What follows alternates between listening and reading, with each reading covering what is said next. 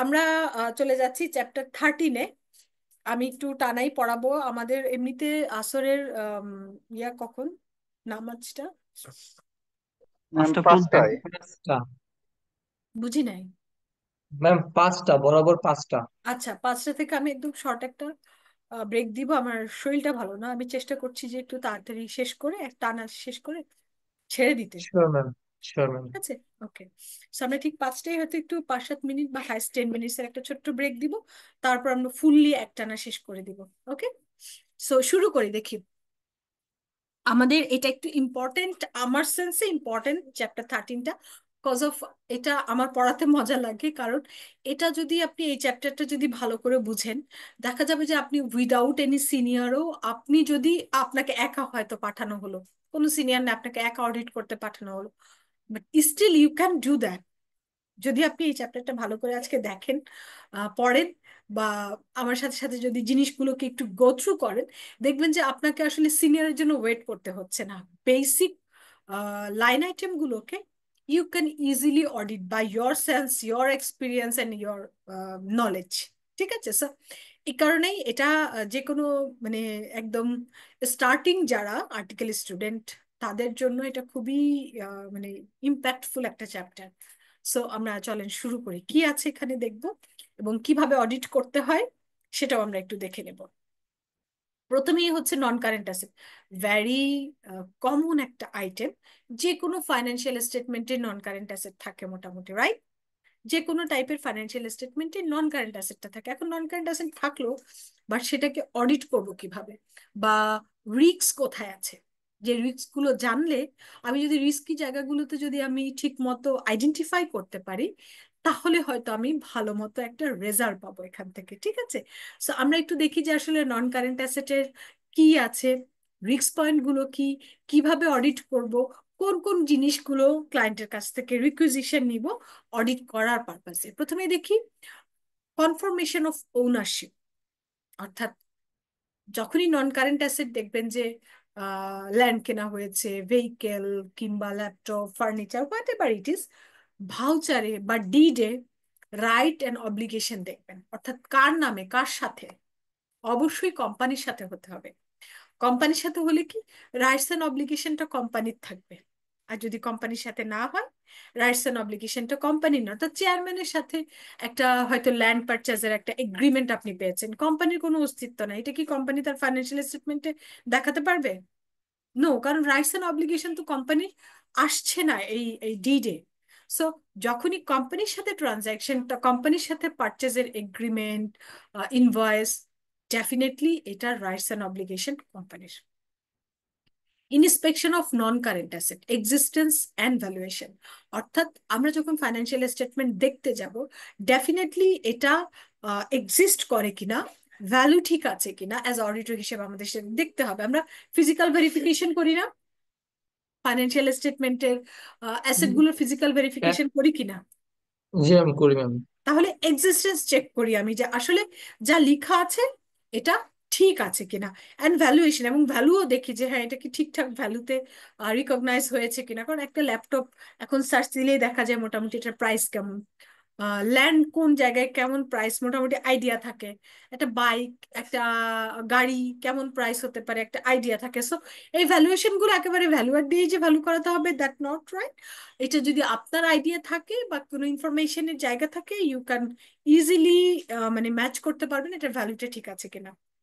তারপর হচ্ছে valuation preferable by third parties. এখানেও ভ্যালুয়েশন হচ্ছে যদি, অনেক সময় দেখা যায় কোম্পানি ভ্যালুয়েশন করিয়েছে থার্ড পার্টিকে দিয়ে, অনেক ফাইন্যান্সিয়াল স্টেটমেন্টে তার অ্যাসেট অনেক, সেটাকে ভ্যালু করিয়েছে থার্ড পার্টিকে দিয়ে, এবং ভ্যালু করানোর কথা তার পলিসিতেও বলা আছে। সো ওই থার্ড পার্টি যে ভ্যালু করিয়েছে ওইটার রিপোর্ট আপনাদের লাগবে অ্যাজ পার অডিটে, দেখতে হলে যে আসলে যেই ভ্যালু হচ্ছে আপনার ভ্যালুয়ার ঠিক করে দিয়েছে, সেই ভ্যালুই ফাইন্যান্সিয়াল স্টেটমেন্টে ঠিক মতো ইনপুট করেছে কিনা। আর এডুকেসি অফ ডিপ্রিসিয়েশন রেট, ডেপ্রিসিয়েশন রেটের অবশ্যই এডুকেসি থাকতে হবে। আপনি ধরেন একটা ল্যাপটপের ডেপ্রিসিয়েশন রেট যদি 5% ধরা, ইজ ইট রাইট? ল্যাপটপ কি 20 বছর যায়?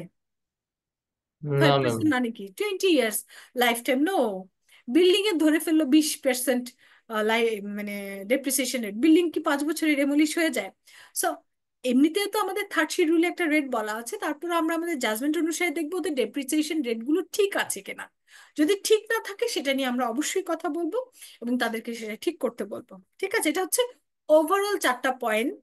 তারপরেও আর যেটা আছে যে major risk of the tangible non current asset balances, already ওই কথাগুলোর মাঝে অনেকগুলো চলে এসেছে, বাট এখানে আরো ইলাবোরেটলি ব্যাপারগুলোকে ডিসকাস করা হয়েছে।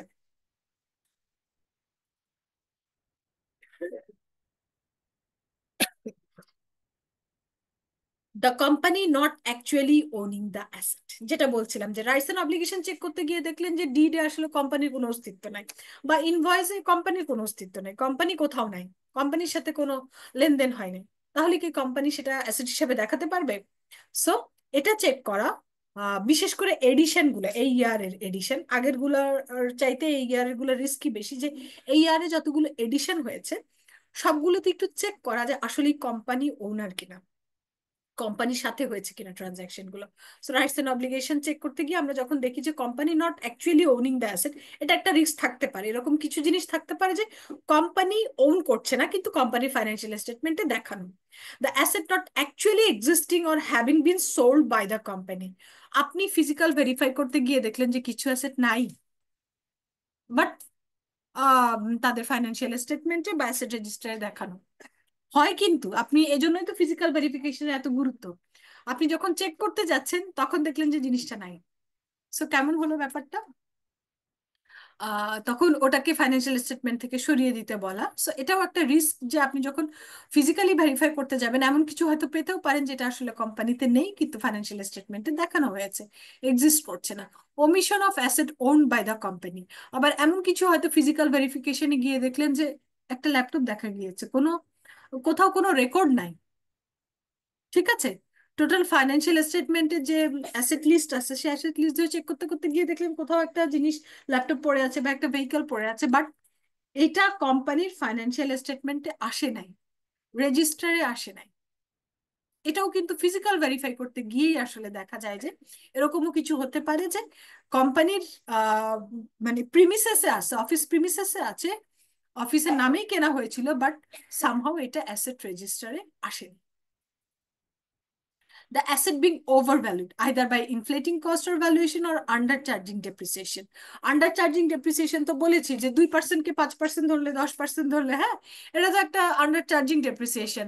অথবা হচ্ছে গিয়ে কোনো জিনিসকে ওভার ভ্যালু করা, একটা ল্যাপটপের দাম হচ্ছে 95, সে 1.5 লাখ টাকা দেখিয়ে রাখলো, ওভার ভ্যালু করা। অর্থাৎ ভ্যালুয়েশন যদি ঠিক মতো না হয় বা ভ্যালু যদি ঠিক মতো না জানা থাকে আপনার, মোটামুটি অডিটর হিসেবে আপনার যদি নলেজ ওরকম না থাকে, দেখা যাবে ওরা অনেক কিছু ওভার ভ্যালু করে তাদের অ্যাসেটকে একেবারে অনেক অনেক ভ্যালুয়েশন করে রেখেছে, অনেক ফিগার দেখাচ্ছে, বাট অ্যাকচুয়ালি যদি আপনি এটাকে ঠিকঠাক ভ্যালু করতে যান আসলে এতটা না।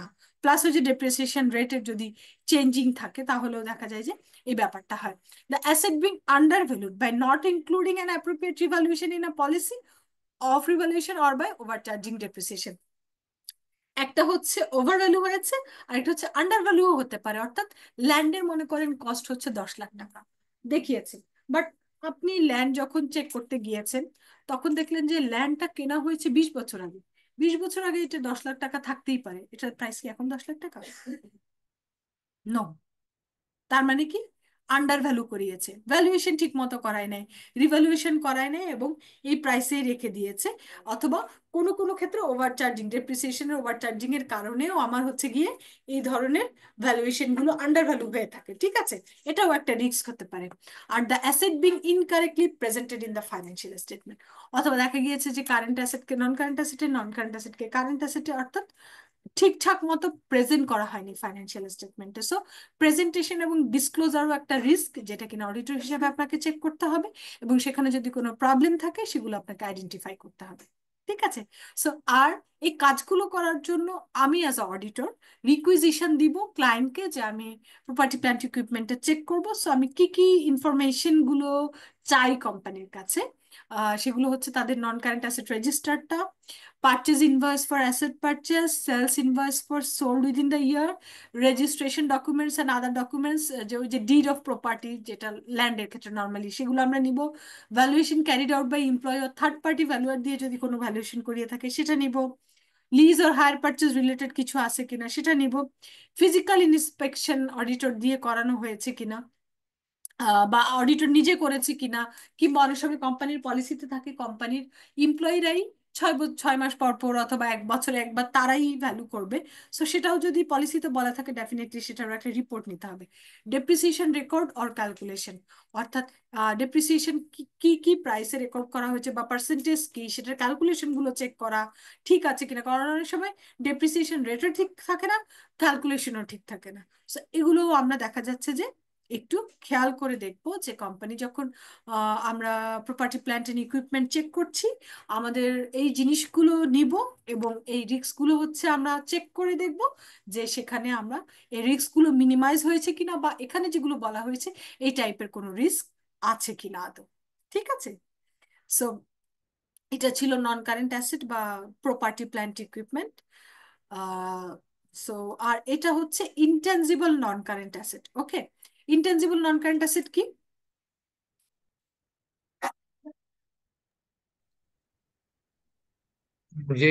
যেই সব নন কারেন্ট অ্যাসেট গুলো ম্যাম আসলে দেখা যায় না, ইনট্যাঞ্জিবল যেগুলো, লাইক লাইক যেমন প্যাটেন্ট, লাইসেন্স, গুডউইল।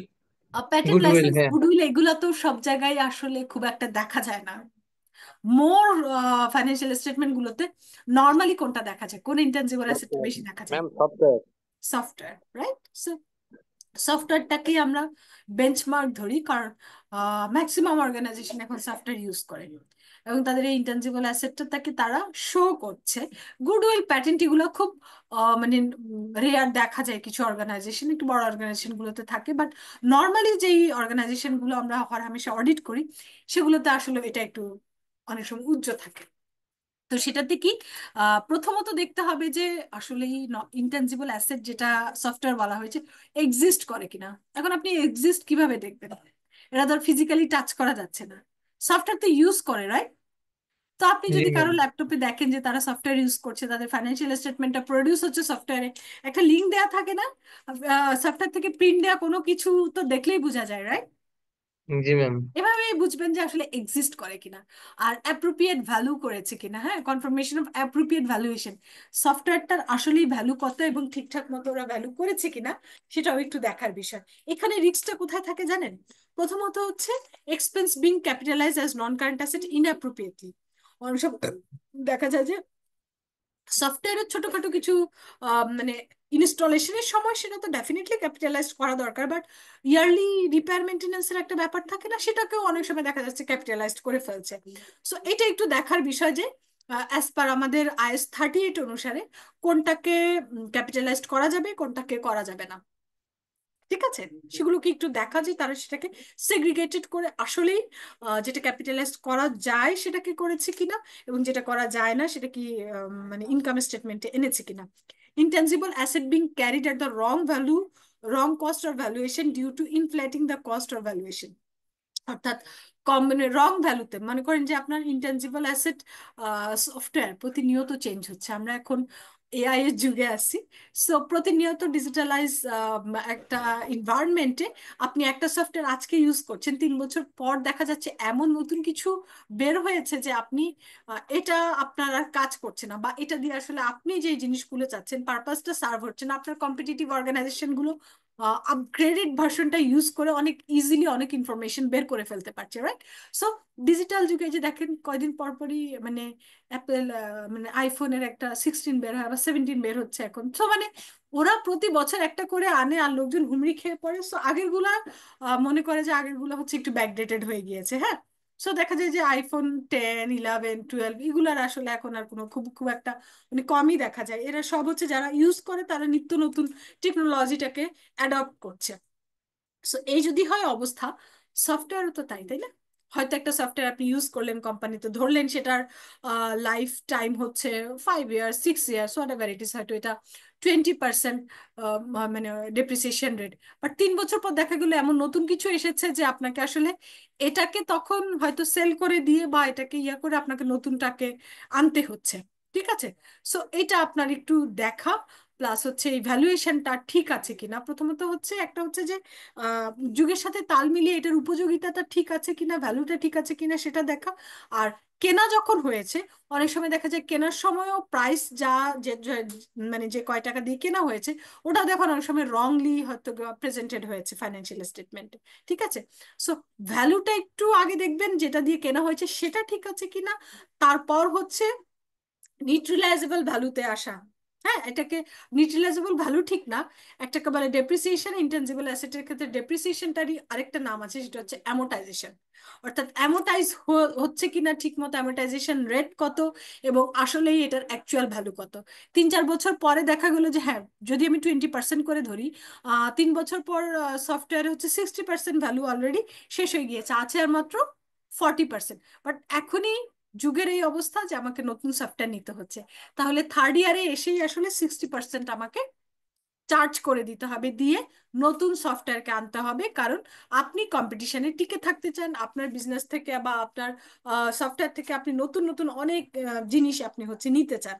ঠিক আছে, So, এভাবেই হচ্ছে যুগের সাথে তাল মিলিয়ে চলতে গেলে দেখা যায় যে র্যান্ডমলি আপনাকে রেট ভ্যালু এগুলো চেক করতে হয় সফটওয়্যারে। ওকে, এই যে যেটা এখানে বলছে যে intangible asset being carried at the wrong cost of valuation due to impairment review. অর্থাৎ 3 বছর পর আপনি চেক করে দেখলেন যে না, এই সফটওয়্যারটা এখন আর আধুনিক যুগে যেগুলো চাচ্ছেন বা যে ইনফরমেশন গুলো অন্য প্রতিষ্ঠানগুলো দিতে পারছে আপনি দিতে পারছেন না, সো এটাকে আসলে ইম্পেয়ারমেন্ট রিভিউ দিয়ে এটাকে ডেমলিশ করে আপনাকে নতুন সফটওয়্যার নিতে হবে। সো সফটওয়্যারকে অলওয়েজ হচ্ছে আপনার একটু টেস্টিং এ রাখতে হয় যে নতুন কিছু এসেছে কিনা যেটা এর চাইতে বেটার আপনাকে রেজাল্ট দিতে পারছে। সো আপনাকে সেভাবেই এটাকে রিকগনাইজ করতে হবে। আর ইনটেনজিবল অ্যাসেটের জন্য যদি আপনি সোর্স অফ ইনফরমেশন দেখেন, সেটা হচ্ছে গিয়ে accounting standard auditors knowledge, accounting standard for constitution and intangible asset, অর্থাৎ IS 38 সম্পর্কে আপনি অডিটর হিসেবে আপনার ভালো নলেজ থাকতে হবে।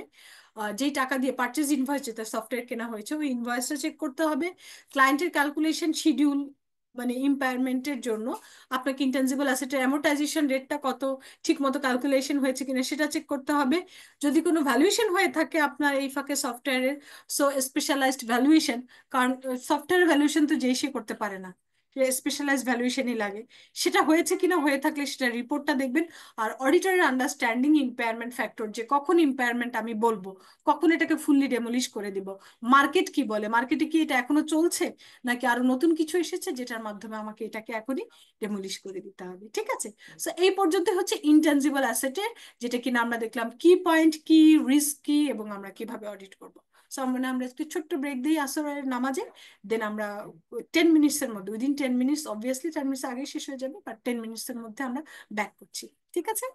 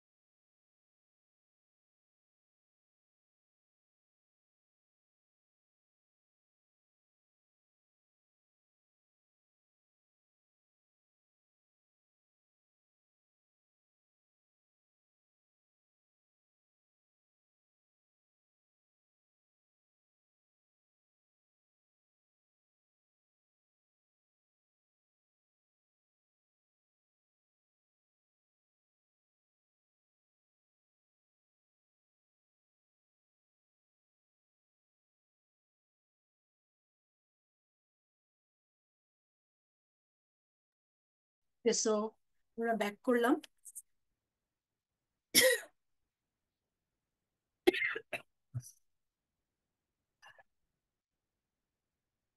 আছি তো সবাই, রাইট?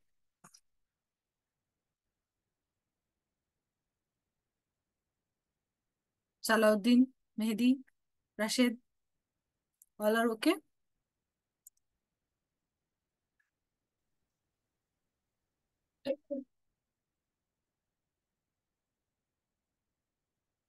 শুরু করব?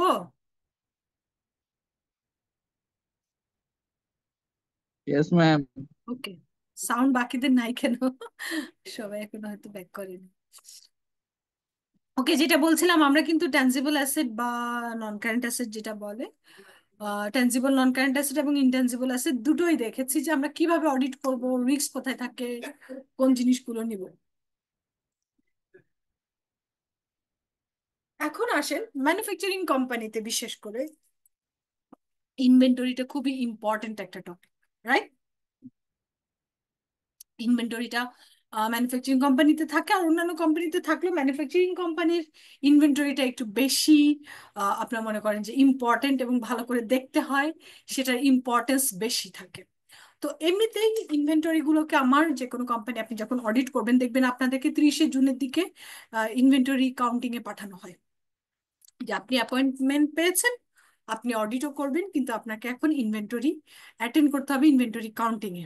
ঠিক আছে? সো আপনি সেটার এক্সিস্টেন্স মানে ইনভেন্টরি কাউন্টিং এ আপনারা যাবেন।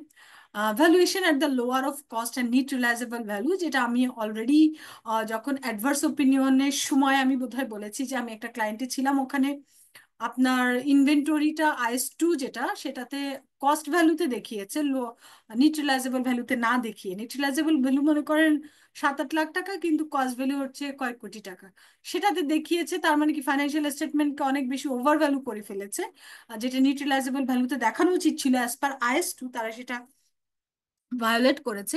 সো এই ব্যাপারটা আছে কিনা ডেফিনেটলি এটা চেক করতে হবে অ্যাজ আ অডিটর আপনাদেরকে। In some cases confirmation of ownership, অর্থাৎ সামটাইমস হচ্ছে ইনভেন্টরি, আপনি যখন দেখবেন এই ইনভেন্টরি কি আসলেই কোম্পানির কিনা, কিংবা কোনো ইনভেন্টরি থেকে যদি কোনো কিছু সেল হয়ে যায়, বের হয়ে যায়, আসলেই যাদের কাছে সেল হয়েছে তাদের কাছ থেকে কি কনফার্মেশন নেওয়া যায় তারই কিনা। হ্যাঁ, আবার অনেক সময় দেখা যায় যে কোম্পানির মধ্যে আপনার ইনভেন্টরি আছে, লিস্টে নাই কিন্তু গোডাউনে আছে, তখন জিজ্ঞেস করলে বলে যে এগুলো তো সেল হয়ে গিয়েছে, কিন্তু কাস্টমার এখনো নিয়ে যায় নাই, গোডাউনেই আছে কিন্তু আমাদের লিস্টে নাই কারণ এটা সেল হয়ে গিয়েছে। তাহলে আপনি সেলের ইনভয়েসটা দেখবেন, ওই কাস্টমারের সাথে কথা বলবেন কনফার্ম করার জন্য যে এটা কি আসলেই তার ইনভেন্টরি কিনা।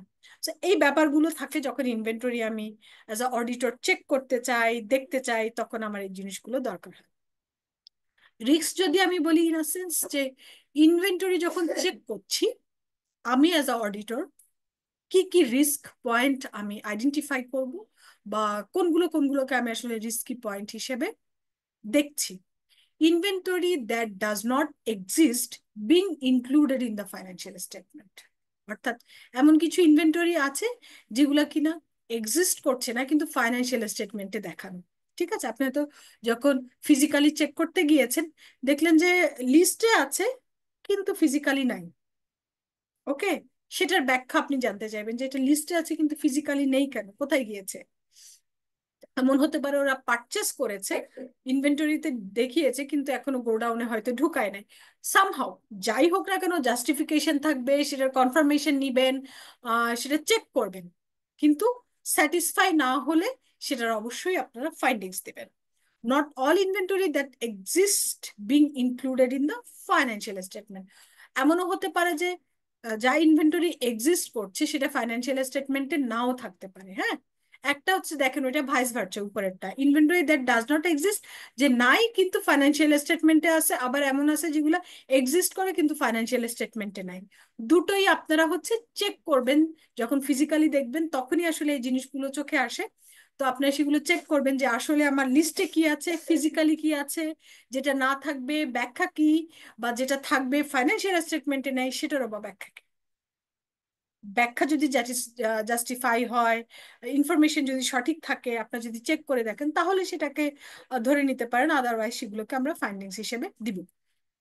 Inventory being included in the financial statement at full value when it is obsolete or damaged. অর্থাৎ ইনভেন্টরি যেটা ফাইন্যান্সিয়াল স্টেটমেন্টে দেখানো হয়েছে ফুল ভ্যালুতে, অর্থাৎ 100 টাকার জিনিস দেখানো হয়েছে, কিন্তু এটা আসলে অবসোলেট বা ড্যামেজ, এটা হয়তো 10 টাকা 12 টাকা এটা এখন বিক্রি করলে পাওয়া যাবে, যেটা ওই যে নিউট্রিলাইজেবল ভ্যালুর কিছুটা সেলস চলে আসে। সো ফুল ভ্যালুতে দেখানো হয়েছে যেটা কিনা অবসোলেট অথবা ড্যামেজ, অথবা inventory being included in the financial statement the wrong value, whether due to miscalculation of cost or the fact that has been used authorise net realisable value lower than cost. অর্থাৎ IAS two কি বলেছে, cost এবং net realisable value যেটা lower সেটাতে financial স্টেটমেন্টে include করতে হবে বা দেখাতে হবে।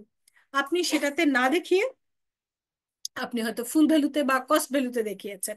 হ্যাঁ, সো নিউট্রালাইজেবল ভ্যালু অথবা সেটা কি ড্যামেজ কিনা এগুলো চেক টেক করে তারপর আসলে আমাদেরকে সেটা বসাতে হবে।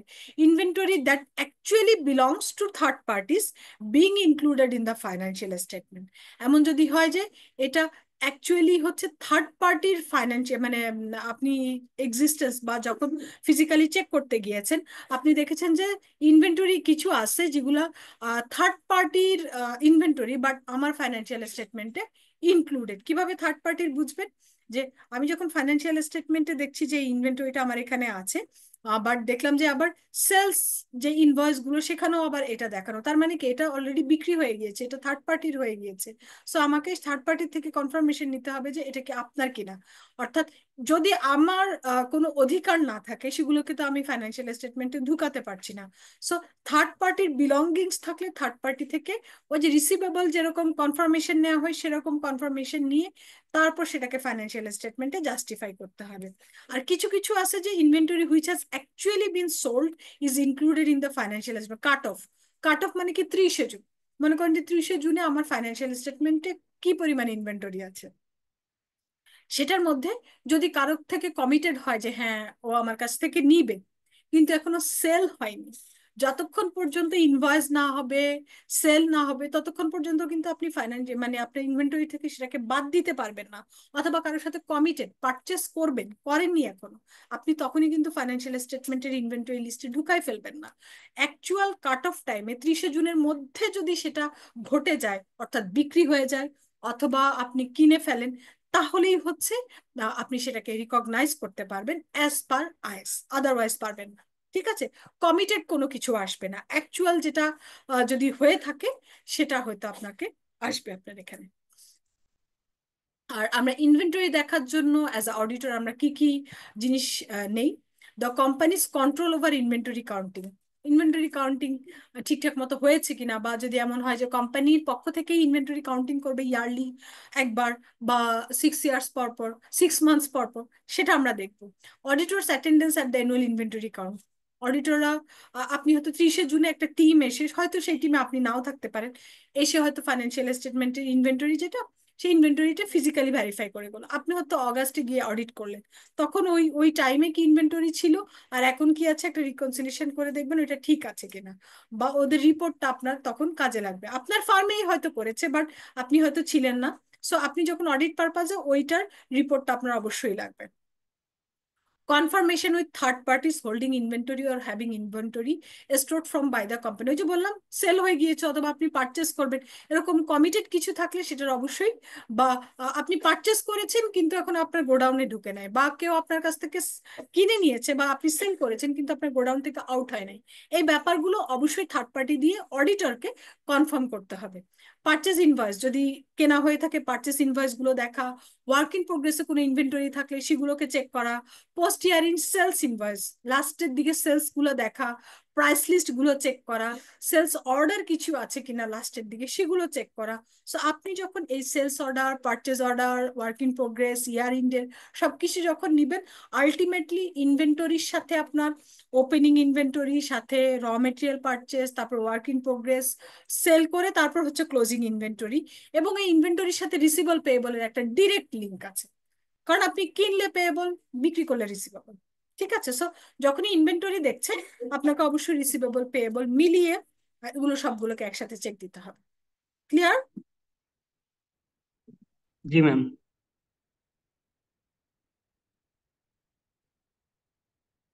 রিসিভেবল যেটা একটু আগে ইনভেন্টরির সাথে রিলেটেড ছিল, সেখানে কি বলা আছে একটু দেখি। সরি, হ্যাঁ, ওকে। রিসিভেবলের প্রথম পয়েন্ট কি, মানে কি পয়েন্ট কি কি, কনফার্মিং ডেপ্ট owed by customer with customers, মানে এক্সিস্টেন্স, রাইট, অব্লিগেশন, ভ্যালুয়েশন, অর্থাৎ আপনি যাদের কাছ থেকে টাকা পান তারাই তো কোম্পানির রিসিভেবল, রাইট? কাস্টমারের সাথে আপনার একটা কি আছে, তার সাথে কি কি লেনদেন আছে, সেগুলো আগে কনফার্ম হওয়া অ্যাজ আ অডিটর, যে আসলেই এগুলো রিসিভেবল কিনা, কার কার কাছে রিসিভেবল দেখবেন এবং কনফার্মেশন পাঠাবেন। যেটা বড় বড় সবগুলোতে তো আর পাঠানো যায় না, যাদের সাথে বেশি লেনদেন বা বেশি টাকা যাদের কাছে পান, যেই পার্টিগুলোর কাছে সাপ্লাই, মানে যেই কোম্পানিগুলোর কাছে বেশি টাকা পান, তাদেরকে হয়তো কনফার্ম করা যে আসলে আপনার কাছে এত টাকা কোম্পানি পায় কিনা, বা আপনার তো এরকম পিরিয়ড ছিল হয়তো বা কবে, মানে কোম্পানি ইয়া করবে যে কবে পে করবে না করবে, বাট আপনি শুধু কনফার্ম হবেন রিসিভেবল এত টাকাই কিনা। কারণ সামটাইমস দেখা যাচ্ছে কোম্পানির মধ্যে যদি দুই নাম্বার কেউ করে থাকে, ফ্রডের কোনো পসিবিলিটি হয়ে থাকে, তারা ক্যাশ কালেক্ট করেছে হয়তো কাস্টমারের কাছ থেকে, কিন্তু অ্যাকাউন্টস দেখাচ্ছে 100 টাকাই পায়, কিন্তু ওই কোম্পানির থেকে হয়তো 50 টাকা সে ক্যাশে নিয়ে নিয়েছে, নিয়ে এসে তার নিজের বিজনেস করছে, আর টাইম হওয়ার আগে আগে হয়তো আবার কোম্পানিতে ঢুকিয়ে দিবে, মাঝখানে সে হয়তো একটা মেকানিজম করলো তার নিজের প্রফিটের জন্য। এরকম হয়েছে, হচ্ছে, এরকম জিনিস আমি নিজে ফিজিক্যালি কয়েকটা ক্লায়েন্টে হ্যান্ডেল করেছি, যে তারা যখন কাস্টমারকে আমি রিসিভেবল কনফার্মেশন পাঠিয়েছি, তখন দেখা গিয়েছে কাস্টমার বলছে আমি তো এই ডেটে ওকে ক্যাশ টাকা দিয়ে দিয়েছি। ব্যাংকে হলে একটা ট্রেস থাকে, ক্যাশে হলে অনেক সময় ট্রেস রাখা যায় না। ওই অ্যাকাউন্টেন্ট সেই টাকা দিয়ে বিজনেস করছে, সে দেখাচ্ছে এর কাছে টাকা পায়, প্রভিশন ধরছে, এই সেই, হ্যাঁ। তো এগুলো একটু চেক করা বিষয়। যখনই আপনি থার্ড পার্টি কনফার্মেশন নেবেন তখনই দেখবেন এগুলো বের হয়ে যাবে অনেক সময়। মেজর রিস্ক কোথায়, ডেপস বিং আনকালেক্টেবল, 6 মাস 1 বছর আছে এখনো রিসিভেবল, বা অনেক রিসিভেবল আছে 5-6 বছর, আদৌ 5-6 বছর যে টাকা দেন, আপনার কি মনে হয় সেটা আর টাকা দিবে? তাহলে দেখবেন প্রভিশন পলিসি কি কোম্পানির, কোম্পানি প্রভিশন কত বছর, মানে মনে করেন 1 বছর যদি না পায় 20% প্রভিশন রাখবে, যদি 2 বছর হয়ে যায় 40%, যে না এর থেকে 40% পাবো না 60% পাবো, তো এরকম প্রভিশনের পলিসি কি। প্রভিশন পলিসিও যদি ওভার করে ফেলে, অবশ্যই এটাকে আসলে এক্সপেন্স হিসাবে দেখিয়ে এটাকে রিসিভেবল থেকে বাদ দিয়ে দেয় ভালো, অ্যাজ পার পলিসি যদি বলা হয়। আর debts being contested by customer, মানে অর্থাৎ অনেক সময় দেখা যায় যে কাস্টমারের সাথে ব্যালেন্স মিলে না, এটা একটা রিস্ক হয়, যে আপনি বলেছেন 10 টাকা, আপনি হয়তো কনফার্মেশন পাঠিয়েছেন, কনফার্মেশন আসলো যে না 8 টাকা পায় কোম্পানি। এগুলো একটা রিস্ক থাকে, সেজন্য আপনি রিসিভেবল লেজার গুলো নিবেন অ্যাজ আ অডিটর, কনফার্মেশন অবশ্যই পাঠাবেন, আর ক্যাশ পেমেন্ট হয়েছে কিনা, কখন নিয়েছে, কি করেছে, সেগুলো একটু দেখার চেষ্টা করবেন। ব্যাংক, ব্যাংক খুবই কমন একটা জিনিস, ক্যাশের ব্যাংক বলেন বা শুধু ব্যাংক বলেন, এটা অডিট করার ক্ষেত্রে আপনাকে আমি আগে কি কি জিনিস নিবেন সেটা আগে দেখি।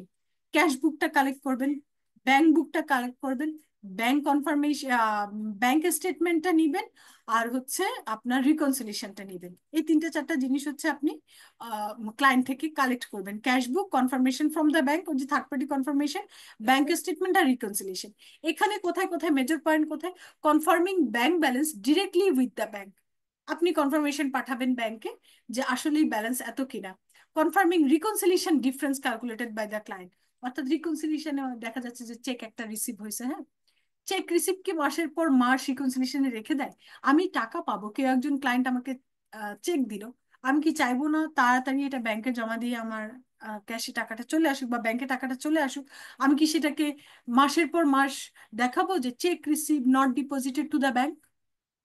এটা হয়, এবং এটা হয় ব্যাড ইন্টেনশনে। 6 মাস পর এটা আবার ইনভ্যালিড হয়ে যায়, আসলে ওই কাস্টমারের ব্যাংক ব্যালেন্সে কোনো টাকাই নেই, এদের সাথে একটা কমিট করে তারা হচ্ছে এটা একটা চেক দিয়ে দিল, কিন্তু এটা যদি প্রেজেন্ট করে এটা ব্যাক করবে। ঠিক আছে, সো এটাও কিন্তু একটা ফ্রড করার একটা ওয়ে হতে পারে। Confirming any material cash balance held at the client are correctly stated, বেশি ক্যাশ ব্যালেন্স ক্যাশ ইন হ্যান্ডে থাকবে না, একটা লিমিটেড ব্যালেন্স থাকবে, যেটা বলা থাকবে পলিসিতে, হয়তো 35,000, 30,000, 50,000 হাইস্ট যে ক্যাশে থাকবে সেটা দিয়ে কাজ করতে পারবে। আমি একটা ক্লায়েন্ট পেয়েছি কিছুদিন আগে, তার ব্যাংকে আছে 99,000 টাকা, ক্যাশে দেখাচ্ছে 1 কোটি টাকা। বিলিভ ইট অর নট, ক্যাশে কিভাবে এত টাকা থাকে? ক্যাশে একটা নির্দিষ্ট লিমিট থাকা উচিত না, যে কত টাকা ক্যাশে থাকবে?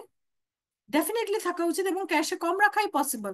ব্যাংকে যত লেনদেন করা যায় দ্যাটস বেটার। মেজর রিস্ক কোথায় থাকে? Not all bank balances own by the client being disclosed. অনেক সময় দেখা যায় ব্যাংক সবগুলো যা যা যেখানে যেখানে ব্যাংক অ্যাকাউন্ট আছে হয়তো সব ডিসক্লোজ করে না। এটা হয়তো আপনার জন্য বের করতে একটু কষ্ট হবে, কিন্তু কথা বলতে বলতে অনেক সময় বেরও হয়ে যায় যে হ্যাঁ, ব্যাংক অ্যাকাউন্ট আসলে 10টা না 12টা, বা 2টা না আসলে 5টা। রিকনসিলিয়েশন ডিফারেন্স বের করবেন, ক্যাশ বুক আর ব্যাংকের স্টেটমেন্টের রিকনসিলিয়েশনের ডিফারেন্স বের করবেন, কেন রিকনসিলিয়েশন, কি টাইপের জিনিস রিকনসিলিয়েশনে আছে, এটা সলভ হচ্ছে না কেন। আর যেটা বললাম যে ম্যাটেরিয়াল ক্যাশ ফ্লো যে অমিট হয়েছে কিনা বা মিসস্টেটেড হয়েছে কিনা, ক্যাশে যেন বেশি না থাকে। সো এভাবেই যদি আমি ক্যাশের ব্যাংক টা দেখি, তাহলে ব্যাংকের রিস্ক অনেক সময় কমে যায়। রিকনসিলিয়েশনটা ভালো করে দেখা যে আসলে কি আছে, কেন ব্যাংক বুক এবং ব্যাংক স্টেটমেন্টের ডিফারেন্স হচ্ছে, এবং এই ডিফারেন্সটা আসলে যত তাড়াতাড়ি সম্ভব মিট আপ করার ব্যবস্থা করা। পেয়েবল হচ্ছে রিসিভেবলের ভাইস ভার্সা, একটু পড়েন নিজেরাই, দেখেন কোনো কোশ্চেন আছে কিনা।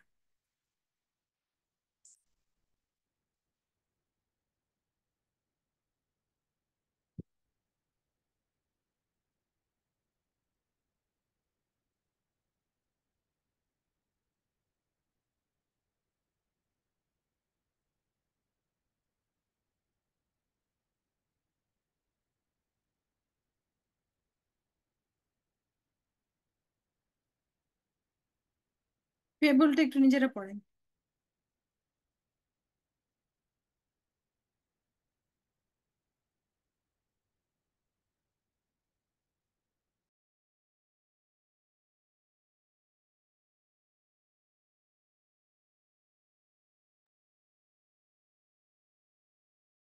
পড়ছি আমরা। মেহেদি, রাশেদ। जी मैम। ওকে।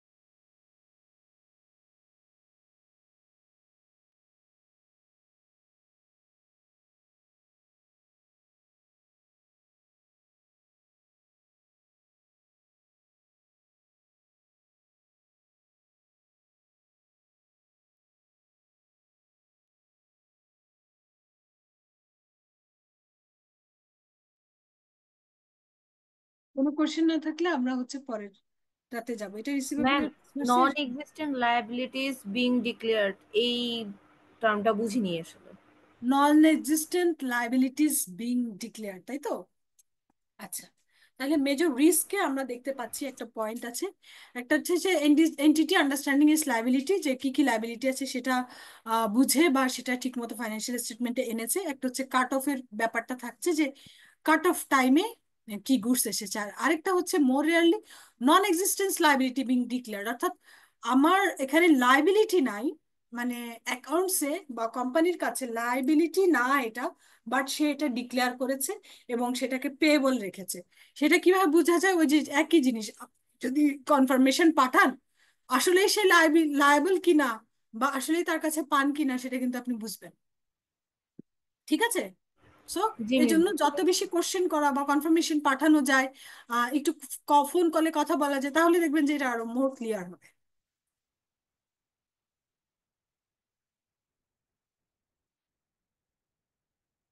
এখন আমরা আছি লং টার্ম লায়াবিলিটিস বা লোন।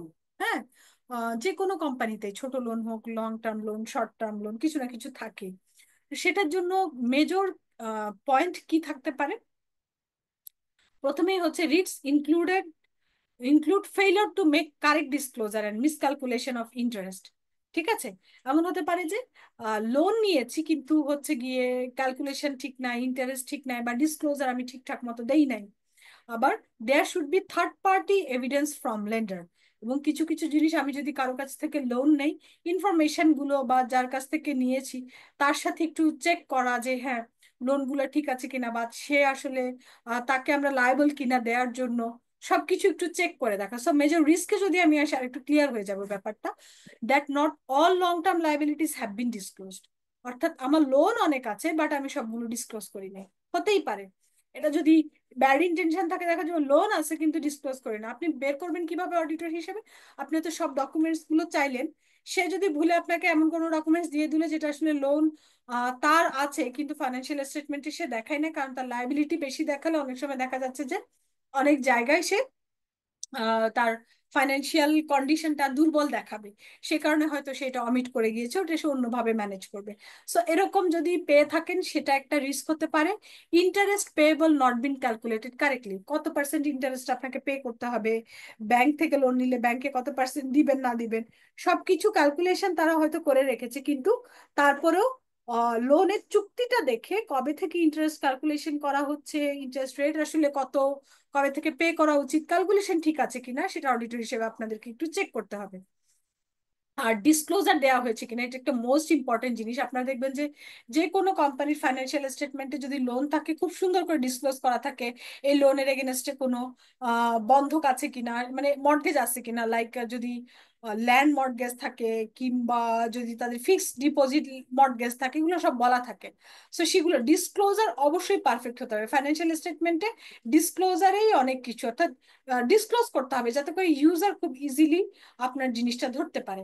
আর এই লং টার্ম লোনের জন্য আমরা যদি কি কি ডকুমেন্টস গুলো আমরা চেক করি বা চাই, একটা হচ্ছে শিডিউল অফ লোন, একটা হচ্ছে স্ট্যাচুরি বুক সাচ অ্যাজ রেজিস্টার, বা মানে আমরা লোনের জন্য যদি কোনো বুক মেনটেন করি, article of association, loan agreement গুলো, ব্যাংক লেটার, মানে অনেক সময় লোনের জন্য ডিরেক্ট ব্যাংকে যে হ্যাঁ আমি এই ব্যাংক থেকে লোন নিয়েছি বা নেই নাই, তাদের কাছে ডিরেক্ট লোনের একটা কনফার্মেশন পাঠানো, ক্যাশ বুক বা বোর্ড মাইনুস যে লোন যে নেওয়া হয়েছে তখন কি ডিসিশন হয়েছে, কত রেটে কি, এগুলা সবকিছু একটু দেখা। ক্যাশ বুক কেন, এই যে লোন গুলা যে এসেছে কোন দিন এসেছে, কবে থেকে আপনার হচ্ছে লাইবেল আপনি পে করার জন্য, এগুলো জানার জন্য। ক্লায়েন্ট শিডিউল এবং ক্যালকুলেশন, ঠিক আছে। এগুলো যদি দেখেন আপনি, লং টার্ম লোন নিয়ে আপনার আর কোশ্চেন থাকবে না। লং টার্ম লোন গুলো আপনার যখনই 1 বছর চলে যাবে দেখেন যাবে যে লোন হয়তো 100 টাকা, 10 টাকা হচ্ছে 1 বছর পর পে করতে হবে, তাহলে সেটা কারেন্ট লাইবিলিটি, বাকি 90টা হচ্ছে আমার লং টার্ম লাইবিলিটি। এভাবে দুইটা ভাগে ভাগ করতে হবে, ইন্টারেস্ট ক্যালকুলেশন সহ, ইন্টারেস্ট সহ তাকে পে করতে হবে। সো এগুলো আপনারা যখন চেক করবেন আপনারা একটু অডিটর হিসেবে দেখবেন। সো এখানে আসলে আমার আর ডিটেলস কিছু নাই এই চ্যাপ্টারে, তারপরেও আপনারা যদি কোনো কিছু দেখেন আমাদেরকে এর সাথে একটু শেয়ার করতে পারেন অ্যাজ পার চ্যাপ্টার 13। সো মোটামুটি এই ছিল সাবস্টেন্টিভ প্রসিজার। আমি যদি একটু ফার্স্টের দিকেই যাই, আপনারা একটু দেখেন আপনাদের কোনো কোশ্চেন আছে কিনা। এই লং টার্ম লাইবিলিটিস এর পরে হচ্ছে ইনকাম স্টেটমেন্ট, যেটা কিনা দাদা অলরেডি আপনাদেরকে পড়িয়েছে না, চ্যাপ্টার 6 আর 7 পারচেজ সিস্টেম, রেভিনিউ সিস্টেম পড়েছেন নিশ্চয়ই। জি ম্যাম। সো ওইটাই লাস্টের দিকে ছোট্ট করে একটু বলা, কিন্তু রেফারেন্স দেওয়া আছে যে ওই চ্যাপ্টারে তো করা হয়েছে, সো এটা নিয়ে আর ডিটেলস চ্যাপ্টার 13-এ কিছু বলেনি। সো যেহেতু আপনারা 6-7 পড়েছেন, সো আপনাদের আর income statement related substantive procedure আর দরকার নেই, আপনাদের ওইখানেই কভার হয়ে গিয়েছে। আর আপনার যতটুকু যেই টপিক গুলো পড়িয়েছি 7টা টপিক, এখানে যদি আপনার আর কিছু জানার থাকে আমি এই ফাঁকে আপনাদেরকে সিনোপসিস গুলো একটু শেয়ার করে দিচ্ছি। Ma'am positive method and negative method বলতে কি বুঝাইছে ম্যাম? ওই যে আপনি যদি ক্লায়েন্টে যদি পাঠান, রাইট, আপনি তো কনফার্মেশন পাঠাবেন। একটা হচ্ছে কনফার্মেশন কিসের জন্য পাঠালেন, রিসিভেবলের জন্য, এটা হচ্ছে পেয়েবলের জন্য। আমি রিসিভেবল দিয়েই আপনাকে বলি, আপনি যদি ক্লায়েন্টকে পাঠান, ক্লায়েন্ট যদি অ্যান্সার দেয় তাহলে হচ্ছে এটা হচ্ছে পজিটিভ রেসপন্স, রাইট। আর যদি আপনি ক্লায়েন্টকে তার রিসিভেবল কত আছে সেটা জানার জন্য পাঠালেন কিন্তু কোনো রেসপন্স করলো না, ওটা হচ্ছে নেগেটিভ। এখন পজিটিভ হলে তো অবশ্যই আপনি অডিট ফাইলে রাখবেন যে হ্যাঁ সে রেসপন্স করেছে, রিসিভেবল এত। যদি না দেয় তাহলে কি রাখবেন, আপনি যে পাঠিয়েছেন তখন ওটাই হবে এভিডেন্স যে আপনি ট্রাই করেছেন ব্যালেন্সটা কনফার্ম করার, বাট সামহাউ তারা রেসপন্স করেনি, ঠিক আছে। ম্যাম নেগেটিভ হলে রেসপন্স করবে না, আর পজিটিভ হলে? হ্যাঁ হ্যাঁ, পজিটিভ হলে রেসপন্স করবে। চ্যাপ্টার গুলো দিয়েছি, একটু দেখেন তো মেহেদি গিয়েছে কেন। জি ম্যাম আসছে। ওকে, পজিটিভ পজিটিভ কনফার্মেশন আর নেগেটিভ কনফার্মেশন বলে এটাকে। হ্যাঁ, অনেক সময় আমরা অ্যান্সার পাই না, তো ধরে নেওয়া হয় যে আমরা যে কমিউনিকেট করেছি, ট্রাই করেছি, দ্যাট ইজ হচ্ছে আমাদের মানে অডিটের জন্য অতটুকুই এনাফ যে আমরা ট্রাই করেছি। এবং সেটা নাও পেতে পারি।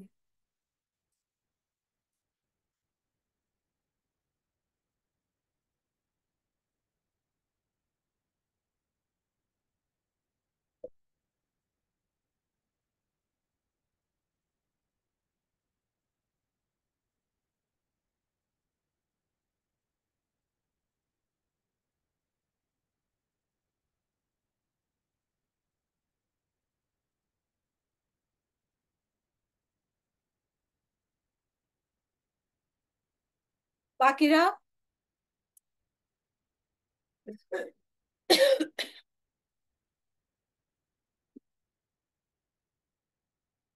আর আমি যে একটা মডেল কোশ্চেন আপনাদেরকে পড়াচ্ছিলাম, তো সেটা আমি ওটা দিয়ে দিচ্ছি এখানে, কারণ ওখানে যে কোশ্চেন যতগুলো পড়িয়েছি আরো হয়তো কয়েকটা পাবো আমি, বাট দাদা যদি শেষ করতো বিশেষ করে 9, 14, 15, 16, তাহলে আপনাদের জন্য ফটাফট আমি ওটা একটু রিভিউ দিয়ে যেতে পারতাম, কারণ 14, 15, 16 অনেকগুলো কোশ্চেন আছে, বাকি চ্যাপ্টার গুলোর একটু কম। হ্যাঁ, তো সেজন্য আমি এটা জাস্ট একটু শেয়ার করে দিই আপনাদের, নাকি আপনাদের কাছে আছে?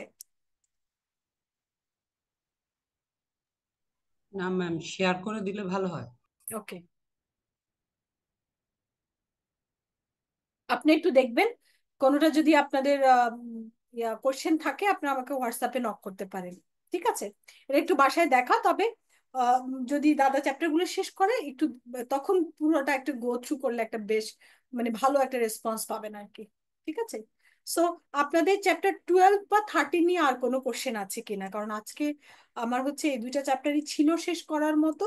সো আমি একটু দেখেছি, আপনাদের যদি আর কোনো কোশ্চেন থাকে বা প্র্যাকটিক্যাল এক্সপিরিয়েন্স থেকে যদি কোনো কিছু জানার থাকে, you can share with me easily, please. জি ম্যাম, একটা বিষয় জানার আছে হ্যাঁ, ডেফিনেটলি, প্লিজ। ম্যাম। একটা অর্গানাইজেশনের একাধিক ব্রাঞ্চ আছে। হুম। এখন ব্যাংক এক না branch- অন্য কোনো? একটা অর্গানাইজেশনের একাধিক ব্রাঞ্চ আছে। ওকে, সেটা কি ব্যাংক কি না? ব্যাংক না, অন্য কোনো আচ্ছা, ঠিক আছে, অর্গানাইজেশন। ওকে ওকে। তো ওনাদের এক অর্গানাইজেশনের একটা বিল্ডিং আছে, এক ব্রাঞ্চের একটা বিল্ডিং আছে, ওই বিল্ডিং ওনারা ইউজ করে, কিন্তু এটার এই বিল্ডিংটা অন্য ব্রাঞ্চের মানে বুকে এন্ট্রি করা আছে। এখন এটা কি করতে পারি কি, আর কি আরেকবার বলেন, করতে পারি কিনা? আরেকবার বলেন। ধরেন একটা অর্গানাইজেশন, ওর এ একটা ব্রাঞ্চ, বি আর একটা ব্রাঞ্চ। হুম। এখন এ এ ব্রাঞ্চ যে বিল্ডিংটা ইউজ করতেছে, এটা ওর অ্যাকাউন্টসে বুক না করে এটা বি ব্রাঞ্চের অ্যাকাউন্টসে বুক করছে। এটা কি করতে পারি কিনা? আচ্ছা, এটা হচ্ছে যদি গ্রুপ কনসেপ্ট থাকে তাদের, গ্রুপ কনসেপ্টে তাদের আসলে এখানে ওই যে বিল্ডিংটা বা যে ফ্লোরটা ইউজ করছে সেটা ডিডে কার সাথে চুক্তি করা, এটা কি এই ব্রাঞ্চের সাথে চুক্তি করা নাকি অন্য ব্রাঞ্চের সাথে চুক্তি করা, এটা একটা দেখা। আপনি যদি সোললি শুধু একটা ব্রাঞ্চের অডিট করেন সেক্ষেত্রে আপনি এটা কোশ্চেন অ্যারাইজ করতে পারেন, বাট যদি গ্রুপের কনসেপ্টে দেখেন তাহলে হয়তো এটা চলে আসছে অলরেডি, তাই না? গ্রুপের কোনো না কোনো জায়গায়, গ্রুপ তো আসলে সবগুলো ব্রাঞ্চ মিলে একসাথে। সো আপনি আগে ডিডটা দেখেন, ডিডে কি বলা আছে, ডিড অনুসারে কি এর রিকগনাইজ করার কথা কিনা। যদি এর রিকগনাইজ করার কথা অথবা শো করার কথা, তাহলে আপনি সেটা কোশ্চেন রেজ করেন যে এই ব্রাঞ্চ কেন শো করেনি, সেটার রিজন কি, জাস্টিফিকেশন কি, বোর্ডের অ্যাপ্রুভাল কি, এবং সেটা মানে এই ব্রাঞ্চ তাহলে কি শো করছে, ওই ঠিক আছে? ব্রাঞ্চে ওই ব্রাঞ্চে কিছুই শো করতেছে না, জাস্ট ওই ব্রাঞ্চ ইউজ করতেছে, কিন্তু শো করতেছে আরেক ব্রাঞ্চে। এই জন্যই বললাম এগ্রিমেন্টটা দেখেন আগে, এগ্রিমেন্ট দেখলে জিনিসটা একটু ক্লিয়ার হবে যে আসলে ও দেখাতে পারবে কিনা। তার সাথে যদি এগ্রিমেন্ট না হয় সে তো দেখাতে পারবে না। তখন তো আপনি আবার এগ্রিমেন্ট দেখবেন, এগ্রিমেন্ট দেখে যদি অন্য ব্রাঞ্চের নাম থাকে তখন আপনি কোশ্চেন করবেন না যে আপনার সাথে এগ্রিমেন্ট না, আপনি কেন দেখিয়েছেন। ওকে, সো আগে এগ্রিমেন্টটা একটু চেক করেন যে কার সাথে। অ্যাকচুয়ালি ম্যাম, ঘটনাটা ঘটছে হচ্ছে গিয়ে ওই যেই ব্রাঞ্চের বুকসে দেখাচ্ছে, মানে অ্যাকাউন্টসে দেখাচ্ছে, আগে ওই বিল্ডিংটা ওই ব্রাঞ্চ ইউজ করতো, দেন ওরা হচ্ছে গিয়ে ওই জায়গা চেঞ্জ করে ফেলছে। জায়গা ওকে, চেঞ্জ সেজন্য করছে, হয়তো বা টোটালি একটা ব্রাঞ্চ। এগ্রিমেন্টটা চেঞ্জ হয় না, জায়গা চেঞ্জ করেছে কিন্তু এগ্রিমেন্টটা হয়তো চেঞ্জ করে এই ব্রাঞ্চের নামে আনেনি, রাইট? সেজন্য হয়তো হ্যাঁ, হতে পারে। সো যদি এটা হয়ে থাকে তাহলে অসুবিধা কিছু নেই। এটা আমাদের পার্সপেক্টিভে, মানে অডিটরের পার্সপেক্টিভে কোনো অবজারভেশন যাবে না। না না, এটা কারণ হচ্ছে চুক্তিটা হয়তো চেঞ্জ করে নাই। হ্যাঁ, ওরা যেহেতু ব্রাঞ্চ, ওরা গ্রুপ কনসেপ্টে ঠিক থাকলেই হয়েছে। এখন গ্রুপ কনসেপ্টে আপনি হয়তো গ্রুপের অডিটর না, কিন্তু আপনি একটা জায়গার অডিটর। সো যদি দেখেন যে ডিডটা আসলে ওই ব্রাঞ্চের সাথে, তাহলে আপনার কিছু করার নেই, কারণ ডিড না থাকলে তো এই কোম্পানি দেখাতে পারবে না। ডিডটা হয়তো চেঞ্জ করে না, যখন আবার চেঞ্জ করবে তখন এ দেখাবে। ঠিক আছে? জি ম্যাম, ঠিক আছে, ওকে। Thank you. ম্যাম, জি। অ্যানালিটিক্যাল প্রসিডিওর এবং সাবস্টেন্সিভ প্রসিডিওর মোর লাইক অনেকটা সেম, এক্সেপ্ট ডাটা অ্যানালাইজ ছাড়া অ্যানালিটিক্যাল প্রসিডিওরে। অ্যানালাইটিক্যাল প্রসিডিউরের মধ্যেই তো সাবস্টেন্টিভ, মানে সাবস্টেন্টিভ প্রসিডিউরের মধ্যেই তো অ্যানালাইটিক্যাল জি, প্রসিডিউর। আমরা কি অ্যানালাইটিক্যাল প্রসিডিউর তো আলাদা কিছু না। হ্যাঁ ম্যাম, আমরা যখন অডিট করতে যাব প্রথমে কি সাবস্টেন্সিভ প্রসিডিওরটা করব না অ্যানালিটিক্যালটা করব? আমার মনে হয় অ্যানালিটিক্যালটা পরে করব, আগে সাবস্টেন্সিভ প্রসিডিওরটা। অ্যানালাইটিক্যাল প্রসিডিউরের মানে সাবস্টেন্টিভের পার্টই অ্যানালাইটিক্যাল প্রসিডিউর, তো আপনি সাবস্টেন্টিভ প্রসিডিউর অ্যানালাইটিক্যাল প্রসিডিউর দিয়ে শুরু করতে পারেন। ক্লিয়ার? জি ম্যাম। আর সাবস্টেন্টিভ প্রসিডিউরটা শুরু করতে পারেন অ্যানালাইটিক্যাল প্রসিডিউর দিয়ে। ওইটা তাহলে ইজি হবে, আপনি ইজিলি আইডেন্টিফাই করতে পারবেন আমার কোথায় ঢুকতে হবে, কোনটা রিস্কি পয়েন্ট, কোনটাকে আগে অডিট করতে হবে। ঠিক আছে? তো অ্যানালাইটিক্যাল প্রসিডিউর দিয়ে যখন শুরু করবেন তখন জিনিসটা ভালো হবে, আপনার জন্য একটু আগাতে সুবিধা হবে বা ইজিলি আইডেন্টিফাই করতে সুবিধা হবে। ম্যাডাম, আপনাকে স্পেশালি থ্যাঙ্কস। আসলে ম্যাটেরিয়ালিটিটা আমি অনেক দিন ধরে এটা আসলে করতে, ওইটা ক্লিয়ার হতে পারছিলাম না। আপনার ক্লাস করার পরে বুঝেছি যে ম্যাটেরিয়ালিটিটা কিভাবে, যে কোনো একটা অডিটে ম্যাটেরিয়ালিটিটা কিভাবে সেট করতে হয়। আমার বেশি ভালো লেগেছে যে আপনি রেভিনিউটা ধরে ওইটা কোনো একটা তো আসলে ডিসিশন নিতে বেসিস হবে। ধরে, হ্যাঁ, নাহলে হয়তো হ্যাঁ, প্র্যাকটিক্যালি না বুঝালে তো আপনারা বুঝবেন আমরা না। আসলে অনেক জায়গায় শুনছিলাম ম্যাটেরিয়ালিটি, কিন্তু ম্যাটেরিয়ালিটিটা কিভাবে করতে হবে এবং কিভাবে নিতে হবে এই জিনিসটা আসলে আমরা আগে পাইনি। তো আপনার ক্লাস করার পরে আমি আসলে অনেকটুকু ক্লিয়ার হয়েছে। Special thanks to you for this, কারণ এটা থ্যাংক আসলে ইউ আমার মি। আমার আমার কাছে অনেকদিন এটা আসলে মানে একটা কনফিউজ হয়ে যেত। আনক্লিয়ার একটা জায়গা ছিল, যেটা আপনি জি হয়তো ক্লিয়ার অ্যান্সার পাচ্ছিলেন না বা ক্লিয়ার জি। রেফারেন্স পাচ্ছিলেন না, how to calculate, how to use in the audit, right? হ্যাঁ জি ম্যাম, কারণ সবসময় শুনছিলাম যে ম্যাটেরিয়ালিটি, কিন্তু কিভাবে ম্যাটেরিয়ালিটি ক্যালকুলেশন, কারণ এটা একটা ক্যালকুলেশনেরও ব্যাপার আছে। ইয়েস, হ্যাঁ, ডেফিনেটলি। হ্যাঁ, কিন্তু এটা যে কিভাবে ধরবো, বেসটা কিভাবে হবে, বা মানে কোন যে রাইট ওয়েতে যাব সেটা বুঝতে পারছিলাম না। কিন্তু সব জায়গায় বলছিল যে ম্যাটেরিয়াল অডিট করতে হলে ম্যাটেরিয়ালিটি আগে করতে হবে। তো ডেফিনেটলি এটা আসলে করতে হবে, কিন্তু কিভাবে করতে হবে সেটা ক্লিয়ার হচ্ছিলাম না আর কি। Thank you me. যাক, আপনি ক্লাস করার পরে তারপরেও ম্যাম। স্টিল আমি আপনাদের সাথে আছি। আজকে হয়তো ফর্মালি ক্লাস শেষ, আমার যে কয়টা চ্যাপ্টার, 8টা চ্যাপ্টার ছিল, বাট আমি ফর্মালি শেষ করলেও আমি ইনফর্মালি আপনাদের সাথে শেষ করিনি।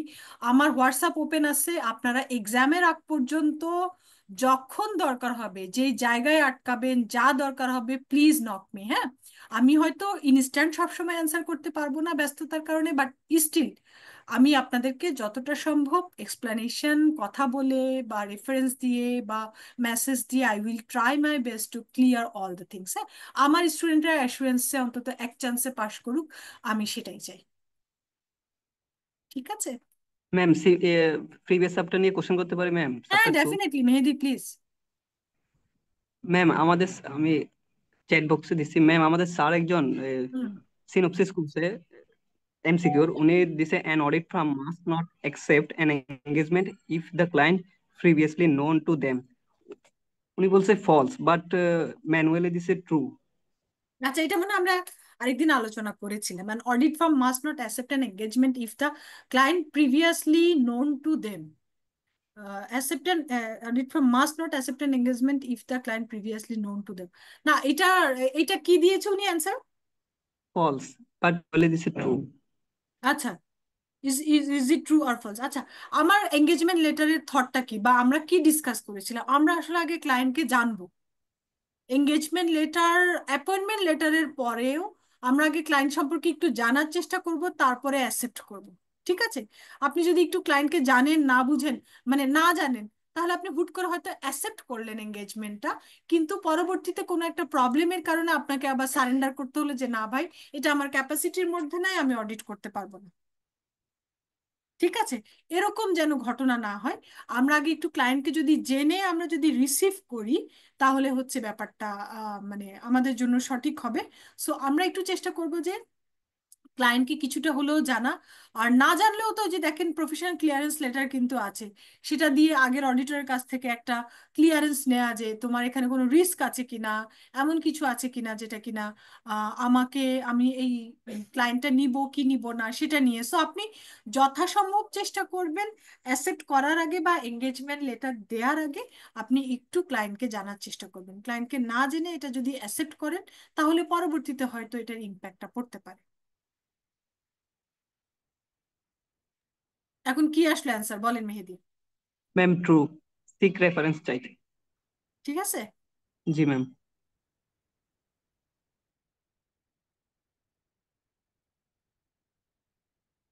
ওকে, আর কোনো কোশ্চেন?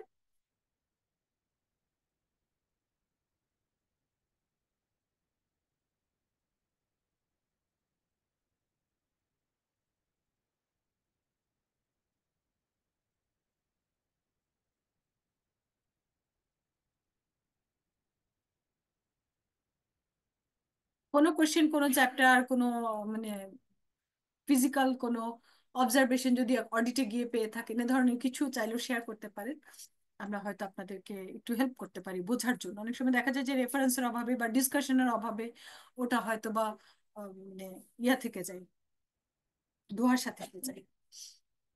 সো অনেকেই আছে এখানে, বাট আসলে রেসপন্স করে 2-4 জনই।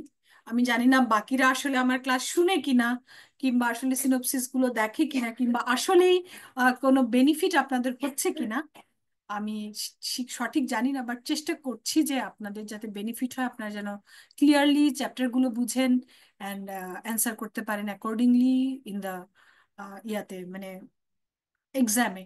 আমাদের মাল্টিপল চয়েস কোশ্চেনে হয়তো বা আপনারা পার পেয়ে যাবেন, বাট আমি কিন্তু আপনাদেরকে শুধুমাত্র সিএল কনসেপ্টে পড়াইনি। যে কয়টা চ্যাপ্টার যেভাবে পড়িয়েছি আমি কিন্তু পিএল কনসেপ্ট বা অ্যাডভান্স কনসেপ্টও পড়িয়েছি, কারণ কিছু জিনিস এখানে আছে, বাট অনেকগুলো জিনিসের আরো ডিটেলস আপনি পিএল এ পাবেন, অ্যাডভান্স স্টেজে পাবেন। ওখানেও দেখবেন আমি যে কথাগুলো বলেছি সেগুলো যদি মাথায় থাকে, আপনার সেইগুলো অডিট অ্যাসুরেন্স বুঝতে সুবিধা হবে, বা অ্যাডভান্স অডিট অ্যাসুরেন্সও আপনার বুঝতে সুবিধা হবে, বিশেষ করে রিপোর্টিং সাইডটা। আর materiality, analytical procedure is the common thing, এটা সব জায়গায় অ্যাপ্লিকেবল, বা যে কোনো অডিটের জন্য কনসেপ্ট গুলো খুবই মানে জেনারিক। সো আপনার শুধুমাত্র সিএল পাস করার জন্য কিন্তু আমি পড়াই নাই। সিএল হয়তো পাস করবেন, বাট আমার কনসেপ্ট ছিল আপনারা নেক্সট লেভেল গুলোতেও যেন মানে এইগুলোর এই কনসেপ্টে, যে কনসেপ্টটা আমি পড়িয়েছি উইথ এক্সাম্পল ডিটেলসে ডিসকাস করেছি, এটার বেনিফিটটা যেন নেক্সট লেভেল গুলোতেও পান। কারণ যতদিন যাবে আসলে প্র্যাকটিক্যাল এক্সপিরিয়েন্সটার ভ্যালু তত। পিএলএ গেলে আপনি দেখবেন সব কেস বেস কোশ্চেন, আপনার যদি প্র্যাকটিক্যাল কিছু আপনি ওভাবে না জানেন, না বুঝেন, হার্ড টু অ্যান্সার। অ্যাডভান্সে তো আরো বেশি, একদমই প্র্যাকটিক্যালি যারা কাজ করেছে বা এই ধরনের প্রবলেম গুলো সলভ করার এক্সপিরিয়েন্স আছে, they can answer it easily. ঠিক আছে। সো চেষ্টা করেছি, হিউজ একটা টাইমের এক্সপিরিয়েন্স ছিল আমার একনাবিনে অডিট করার। সো যা পড়িয়েছি আসলে সবগুলোই আমি ফেস করেছি বলা যায়, সেই জায়গা থেকে আপনাদেরকে একটু বোঝানোর, so that you can also মানে